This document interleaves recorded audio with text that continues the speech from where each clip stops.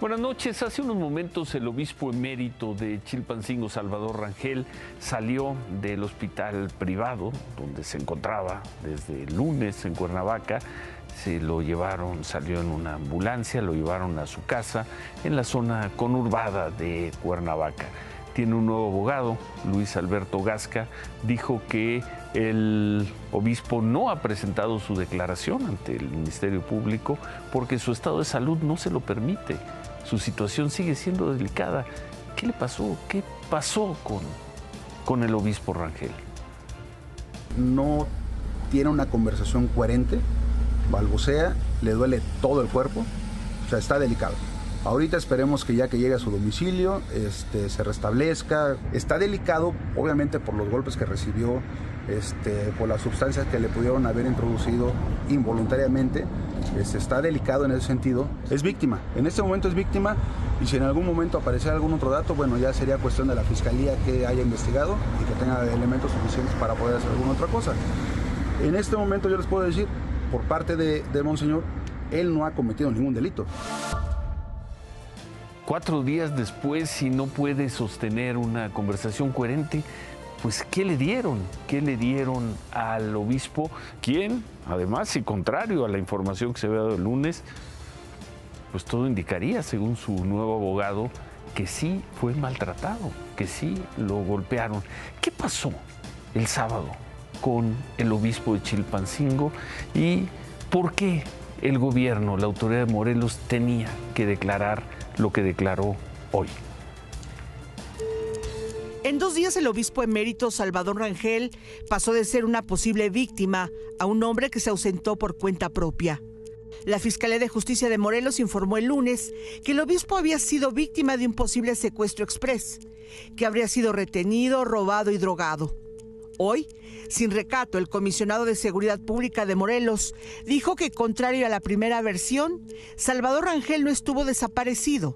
Entró a un hotel por voluntad propia en compañía de un hombre. Hasta donde sabemos, entró voluntariamente al motel con una persona del mismo sexo y esa persona después se retiró. Pero es todo lo que sabemos. Hicieron algunas declaraciones de que fue un secuestro exprés. Nosotros pensamos que no. A esta declaración se suma la filtración del acta médica del obispo, que incluye un examen toxicológico en el que había dado positivo a cocaína y benzodiazepina. En el mismo documento se exponía que llegó al hospital sin identificaciones, solo con un blister de sildenafil, medicamento utilizado para la disfunción eréctil, y con condones, lo que, lejos de aclarar el caso, expuso al obispo al escarnio público, al linchamiento moral y, por ende, a quitarle un peso político al cuestionado estado de Morelos en materia de seguridad. El fiscal tendrá que demostrar por qué sí fue un secuestro exprés, en base a qué lo dijo, y bueno, pues eso sí seguirá dando qué decir, y volvemos a lo mismo. Los que están en la política están aprovechando esto para denostar el actuar de la seguridad en el Estado. Esta revelación de datos, aún en investigación, provocó que la Iglesia Católica rompiera el silencio que mantuvo desde el martes, un día después de que ellos mismos denunciaran la desaparición del obispo emérito. Hoy, en un comunicado, pidieron respetuosamente no hacer conjeturas y especulaciones que enrarezcan el caso de forma innecesaria. Aún con este comunicado, la duda sobre la calidad de víctima del obispo emérito no se despejó, porque su abogado anunció que dejaba su representación legal. Ya no soy más el abogado del obispo emérito Monseñor Salvador Rangel. Esto en virtud de que originalmente me contactan y me piden que les ayude a presentar una denuncia en la Fiscalía General de Justicia por la desaparición del obispo.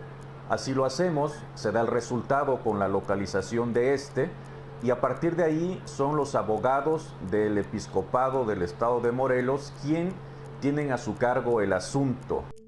Hasta ahora el obispo Salvador Rangel no ha declarado ante la Fiscalía. Esta noche salió del hospital y todavía hay preguntas que la investigación no ha contestado. ¿Por qué la camioneta del obispo no se localizó y se levantó un reporte de robo? ¿Quién usó y quién se quedó con la cartera, las identificaciones, tarjetas bancarias y el dinero del obispo? Pero no importa, ya la autoridad, el comisionado de seguridad del gobierno de Morelos, el señor José Antonio Ortiz, ya dijo que estaba en un hotel, que entró con un hombre, en fin. La Cruz Roja de Morelos se deslindó de que alguna de sus ambulancias fuera llamada, requerida para llevarse al obispo del hotel en Ocotepec, para llevarlo de ahí al Hospital General de Cuernavaca. Entonces, ¿quién lo llevó? ¿Por qué se habla de una ambulancia? ¿Y por qué cuando lo encontraron semi-inconsciente en el hotel no avisaron a las autoridades si era una persona en estado vulnerable, una persona de más de 75 años? Vamos a regresar al tema al final del programa. ¿Por qué hizo esto? ¿Por qué esas declaraciones del gobierno de Morelos? Para ganarle la discusión a la Fiscalía de Morelos, que habló de un secuestro express. En otras cosas, pues hoy volvimos a ver la imagen, una postal de lo que son las cárceles en México, en este México. Las mismas imágenes de hace años. Esta tarde, la desventura cayó en San Luis Potosí, otra vez, por cierto, segunda vez en un mes. Hubo un motín ahí en el penal de La Pila. Los reos que piden, pues que quiten al director del penal, un señor de nombre Arturo Cruz, y piden que se detengan las revisiones rutinarias, faltaba más, en donde les decomisan celulares con los que los reos grabaron parte del motín. Esa es una cárcel mexicana, son imágenes de hoy, hachas, navajas, palos, una cárcel mexicana. Hoy fue San Luis Potosí, pero pudo haber sido prácticamente cualquier otro punto del país. ¡No queremos al director! ¡Que se largue el director! ¡Todo lo que está haciendo el director, banda! ¡Todo esto está pasando por culpa del director! ¡Sáquenlo, banda! ¡Ayúdanos desde afuera! ¿Algún día habrá alguien que ponga orden en las cárceles? Luego de 2 horas de motín, las autoridades recobraron el orden del penal, o eso informaron. De acuerdo con la Secretaría de Seguridad, no hubo heridos. Ahora vamos a ver esta historia. En Ensenada, en Baja California, hay ahora un nuevo motivo de alarma y de escándalo.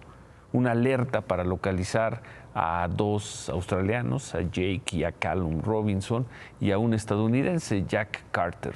No se sabe nada de ellos desde el viernes que fueron a surfear en una playa. En Australia la historia ya llegó a los principales noticieros. Otra vez una historia así de México. Allá les da lo mismo si es la Ciudad de México, Ensenada, el Pacífico, el Caribe, Cancún, les da lo mismo. Es México. Bueno, pues ahí está la autoridad de Australia, y ahí está México. A los australianos les importa un comino si el Estado lo gobierna Morena o si lo gobierna el PAN o el PRI, es México. La fiscal dice que llevan grandes avances en las investigaciones, pues no deben ser tan grandes, ya que no han dado con estas 3 personas. Por cierto, la gobernadora de Baja California, Marina del Pilar Ávila, ordenó una búsqueda exhaustiva a estos 3 extranjeros, menos mal. Dijo que no permitirá que hechos así queden sin esclarecer, lo mismo de siempre. Las autoridades ya pidieron el apoyo de la Secretaría de Marina, lo mismo de siempre, para ampliar la búsqueda en el mar. Lo mismo de siempre.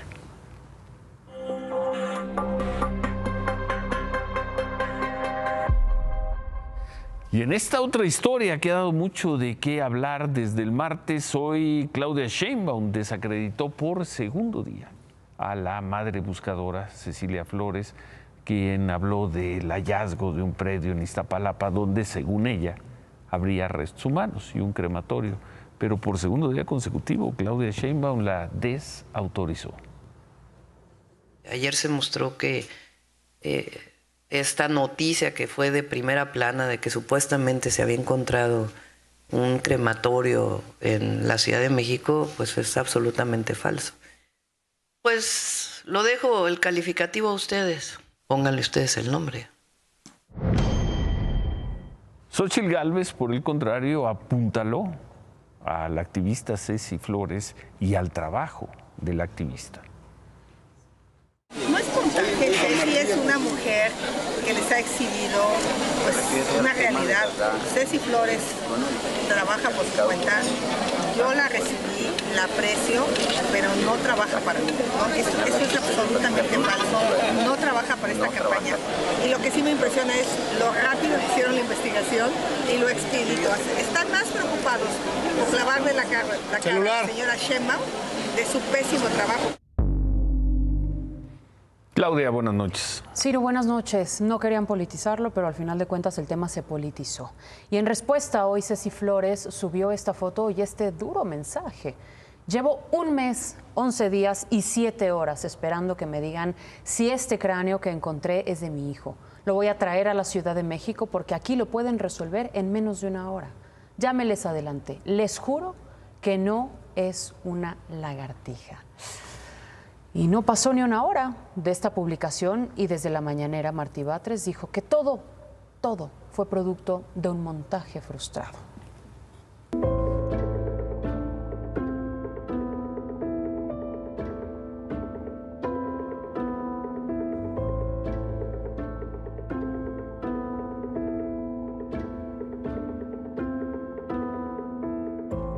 No pasaron ni 12 horas desde que se montó este gran operativo para que el gobierno de la Ciudad de México concluyera que no eran restos humanos los encontrados por Ceci Flores. ¿Por qué la velocidad en esta investigación? Porque a decir del secretario de Seguridad Ciudadana de la Ciudad de México, Pablo Vázquez, había que evitar politizar el caso. No somos ajenos, desde luego, a la coyuntura. Lo que queríamos hacer, y así lo comentamos entre nosotros, y esa fue la instrucción, es preservar este evento de la politización del mismo y poderle dar certeza a las familias. Pero aún así, el caso se politizó. Desde la mañana, el presidente López Obrador responsabilizó al bloque conservador de estar detrás de este hallazgo. A veces se trafica con el dolor. Eso es una ruindad, ¿no, señor? Humano. Mezclar pues yo no quiero decir humano. eso, pero sí, no se debe administrar la desgracia. No se debe traficar el dolor humano, con el dolor humano.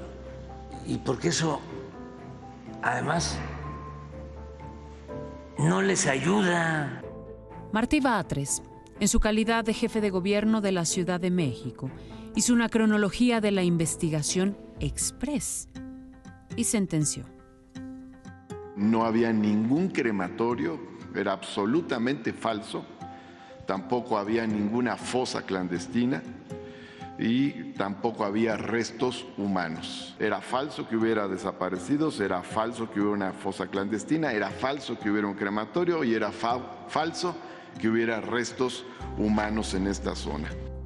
Una tomadura de pelo, según Martí Batres. Es entonces un montaje, lo que vimos, y podría decir ya después de lo que sucedió, un montaje frustrado.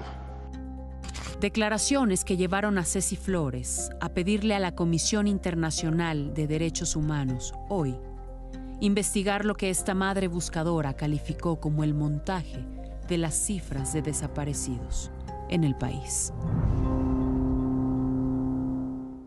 Falso, falso, falso, es lo que dice Martí Batres. Y luego habla de un montaje ¿de quién? De la señora Cecilia Flores.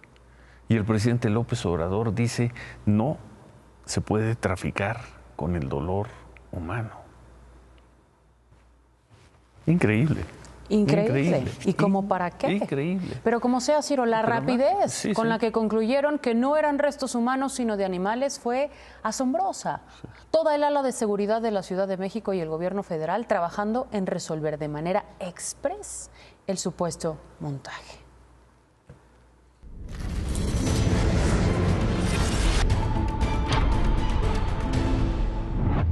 Y hoy de nueva cuenta, Xóchitl Gálvez en Guaymas, Claudia Sheinbaum en Chilcota y Jorge Álvarez Maínez en Puerto Vallarta. Los tres hablaron de inseguridad, de violencia.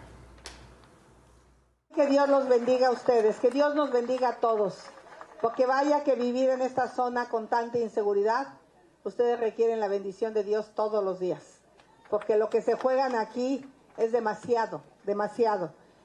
Y nosotros vamos a apoyar al gobierno del Estado, se los digo sinceramente. Aquí no va a haber odio, aquí no va a haber división, aquí no va a ser que tú eres de un partido y yo soy de otro, porque a quien le va mal es a ustedes.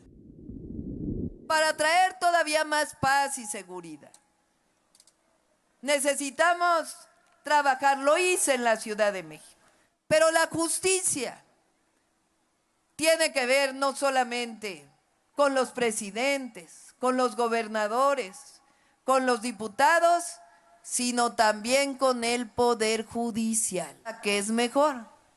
Que a los ministros de la Suprema Corte los elija la Cámara de Senadores o el pueblo de México. El pueblo de México, levante la mano. El pueblo. Por eso vamos por el Plan C. Yo soy el único candidato a la presidencia que no tiene ningún compromiso, nada que deberle a los grupos del crimen organizado que se han encargado de colonizar la política, que se han encargado de someter estados, regiones completas, municipios a sus designios. Nosotros vamos a pacificar el país, vamos a poner orden. El conflicto con los policías de Campeche, pues lleva ya más de un mes y hoy más de 50 policías protestaron en la Secretaría de Finanzas del Estado porque pues, no les están pagando la quincena a pesar de que les avisaron que los cheques ya estaban. En la Secretaría de Finanzas un representante trató de explicarles que ya no era de su competencia, pues ellos ya habían autorizado los pagos. Ante esto, los policías fueron a la Comisión Estatal de Derechos Humanos, ahí pusieron una queja por agresión financiera contra el gobierno de Laida Sansores, y bueno, el desgaste en contra de ellos, que hay que recordar, el inicio de esta protesta es porque mandaron a mujeres a contener un motín en una cárcel allá en Campeche, las mandaron en pésimas condiciones, y ahora ya no les están pagando, o les están escondiendo sus cheques.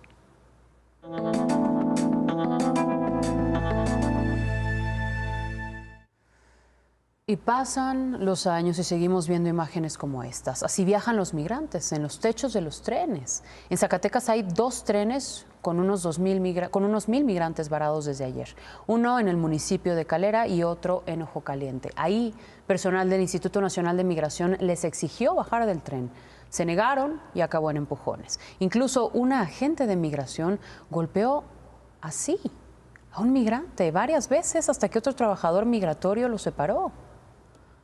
Los migrantes siguen ahí, siguen varados. Estas son imágenes de otro convoy. Está varado en la comunidad de Ceballos, en Durango, a 3 horas de Gómez Palacio. El tren lleva 3 días detenido y se calcula que son más de 1,200 migrantes. Y ahí están en los techos de los trenes. Y ahí siguen. La mayoría, como siempre hemos visto aquí, venezolanos a bordo del tren. Quienes llegan a Chihuahua para buscar algún punto por donde cruzar la frontera hacia Estados Unidos. En Cozoleacaque, en Veracruz, fueron abandonados más de 400 migrantes en la autopista Minatitlán-Cayucan. Estaban arriba de 3 autobuses de pasajeros, pero los conductores los dejaron y se fueron.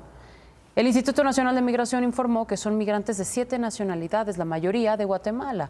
Fueron trasladados ya a la estación migratoria de Acayucan. Y en Chicoloapan, en el Estado de México, también fue abandonado un grupo de más de 200 migrantes, pero a ellos los dejaron en esta bodega. Los encontraron después de que algunos vecinos reportaran ruidos e incluso una riña. Entre los migrantes había personas que vienen de India, Afganistán y Egipto. Así, la crisis migrante.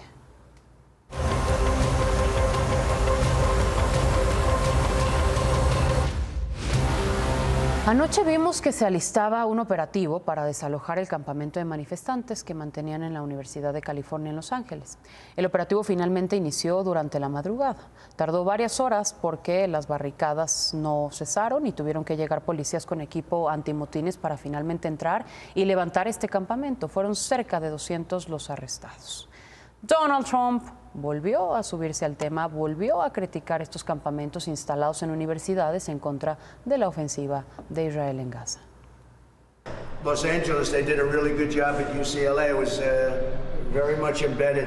And just so you understand, this is the radical left. This is a movement from the left, not from the right. These are radical left lunatics. And they got to be stopped now because it's going to go on and it's going to get worse and worse.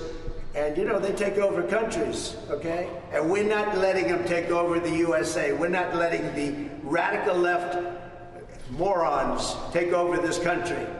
You can't let that happen. Biden también se subió al tema, aseguró que los operativos para desmantelar estos campamentos no son para reprimir a los manifestantes, que se permiten las protestas en Estados Unidos, pero que no se va a permitir el caos. We are not an authoritarian nation where we silence people or squash dissent. The American people are heard. It's against the law when violence occurs. Destroying property is not a peaceful protest. It's against the law. Vandalism, trespassing, breaking windows, shutting down campuses, forcing the cancellation of classes and graduations. None of this is a peaceful protest. Threatening people, intimidating people, instilling fear in people is not peaceful protest. It's against the law. Por lo pronto, esta tarde fue desalojado otro campamento, ubicado en la Universidad Estatal de Portland, en Oregón.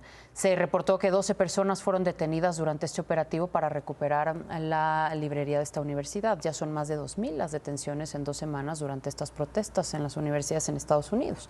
Por cierto, que aquí en la Ciudad de México, alumnos de la UNAM instalaron un pequeño campamento en Ciudad Universitaria frente al edificio de Rectoría.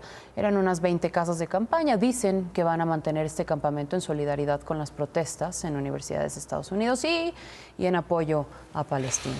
Vamos a ver si crece o si se mantiene así ese campamento ahí en las islas de la UNAM. Gracias, Claudia. Buenas noches. No me puedo ir, Ciro. Y no me puedo ir porque el presidente de Argentina, Javier Milei, parece no tener mayor problema con estrenar el nuevo avión presidencial, comprado, por cierto, por el expresidente Alberto Fernández en $25 millones. Ya no va. Lo va a estrenar el sábado en un viaje a Los Ángeles. Curioso, curioso además, porque desde diciembre, recordarás, asumió la presidencia, Milei descartó o había descartado utilizar la flota de aviones del gobierno. Hablaba de austeridad. Pero hace unas semanas fue el Ministerio de Seguridad argentino quien le advirtió del alto riesgo y le prohibió al presidente Milei subirse a un avión comercial, por lo menos mientras sea el representante de la República de Argentina. Si mañana podemos ver cuánto costó ese avión, compararlo con el avión que teníamos aquí, el que según esto no tenía ni Obama, y ver si el avión de Milei es el más caro de los presidentes latinoamericanos, porque Maduro, el venezolano, el dictador venezolano, tiene uno también muy grande, muy bueno. A ver si mañana podemos presentar esos datos. Gracias. Sí. Gracias, Buenas Claudia. Noches. Gracias. Se presentó la primera demanda de amparo contra el Fondo de Pensiones del Bienestar. Se trata de una demanda colectiva. La presentaron poco más de 700 trabajadores de tanto del sector público como del privado y se amparan para que sus afores no se vayan a ese fondo, al Fondo del Bienestar. Aseguran que esta reforma es retroactiva y contraria al principio de seguridad jurídica, ya que no afectará solo a las cuentas inactivas. Los abogados que representan a estos trabajadores, más de 700, aseguran que en los próximos días vendrán más demandas. Veremos. David.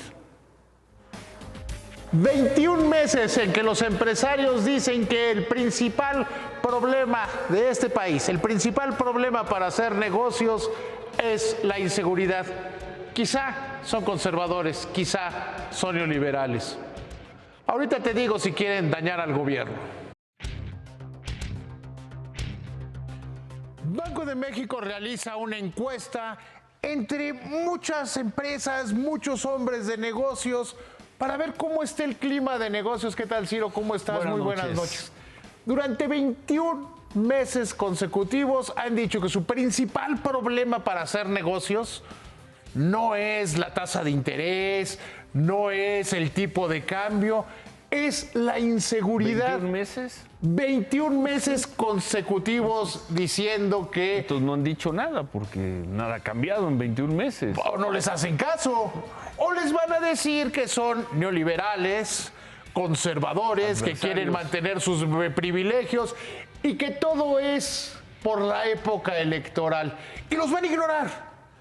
Pero si quisiéramos que este país creciera a una tasa, aunque sea como los neoliberales, que crecía al 2.4% anual, este sexenio va a terminar con un crecimiento menor al 1% anual y la economía, el PIB per cápita es menor al que era en 2018, pues se tendría que atender el problema de la seguridad, no decir que todo está muy bien, requete bien, y que quienes se quejan, como estos empresarios consultados por Banco de México, lo hacen por fines electorales, por obtener ventajas. La realidad es muy diferente. Hoy el principal problema durante los últimos 2 años de este país, el principal problema para hacer negocios en México se llama inseguridad. Hemos tenido muchos discursos, pero hemos tenido muy pocas acciones. Remátala, David. Por primera vez en 45 meses las remesas no crecieron más el mes pasado de lo que lo hicieron ese mismo mes del año anterior. Se comienzan a desinflar. El obispo Rangel no ha dicho una palabra todavía, ya salió del hospital, pero él no ha dicho nada. Sin embargo, el gobierno de Morelos ya lo humilló, ya lo denigró. Volvemos con eso.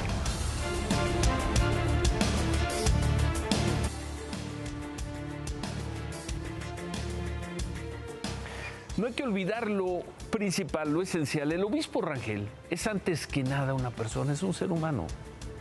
Y por lo mismo merece respeto como todo ser humano. Pero hoy vimos que el gobierno de Morelos es otra cosa. ¿A qué venía lo de decirle a los medios que estaba en un motel con una persona del mismo sexo? ¿Eso lo tenían que decir en una declaración banquetera? Hay épocas de virtud y hay épocas de miseria. En estas últimas proliferan los canallas. Y a todo esto, el obispo sigue sin declarar ni decir una palabra. Pero ¿qué importa? El gobierno de Morelos ya lo hizo pedazos. Se quedan con ¿qué importa? Gracias, buenas noches. Ánimo.